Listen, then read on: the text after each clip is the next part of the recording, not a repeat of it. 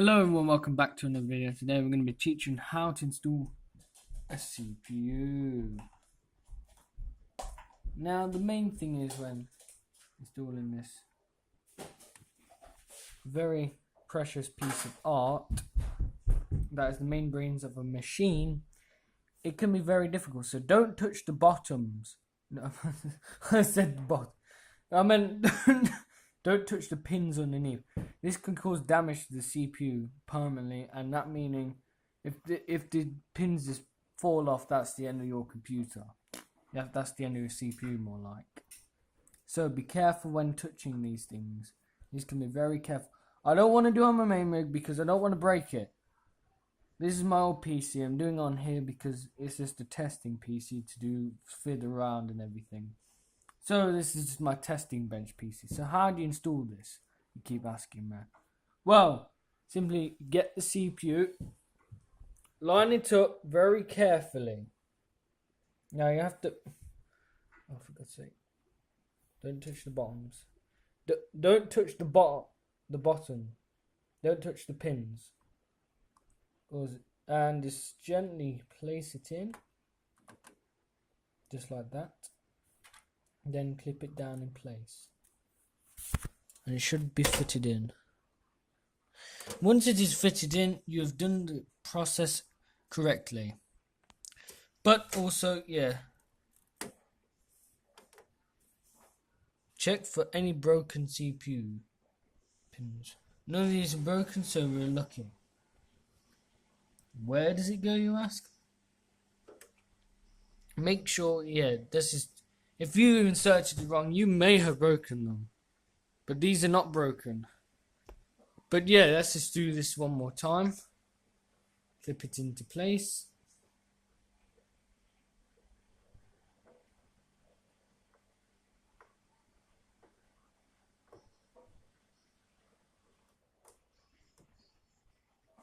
Once it is put into place, clip down CPU.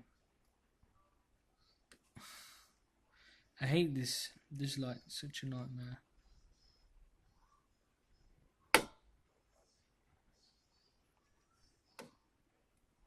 If it is inserted incorrectly, then you've done it wrong. But to insert it in the right way. Watch me very carefully. And there you go, that is how to install a CPU inside your PC. The reason I don't want it in my main rig because that is brand new and it's rare, and this is just using conventional hard drives. That isn't how to install CPU. Don't forget the heatsink and thermal paste.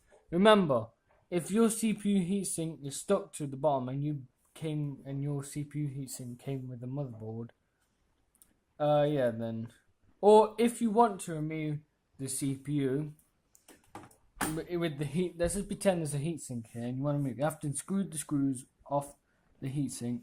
Then to remove the CPU, you pull it backwards. Once you've done that, to remove the CPU, you have successfully removed it. But if you are installing it, watch me very carefully. Once you're done installing the CPU, you are finished. But yet again, that's how to remove and install a CPU. Now, who's left the dirty plate there? we're on to installing the heatsink. What are you doing? Putting tin plate. Now you get the heatsink and don't forget, put thermal paste on it. Get some thermal paste and apply the CPU thermal paste very gently. And then once you've done that, get the heatsink. Well, this already came with thermal paste because it's stuck to the thing. And then screw it in. And then, the next thing, don't forget to hook the CPU fan up to the motherboard. Just like so. Don't forget that bit, but I don't want to screw it in. But with this cable here, you have to plug that into here.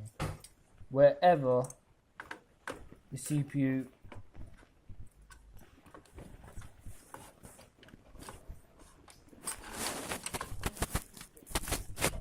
Just plug it in there, just like that.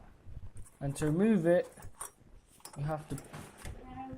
I think it's stuck, but yeah, to remove this bad boy, I think you'd have to pull the thing out. Yeah, so that's pretty easy. But I removed the CPU just so I can demonstrate on how to do this. Hope you enjoyed the video. Subscribe and like to PC Tech Today. Goodbye.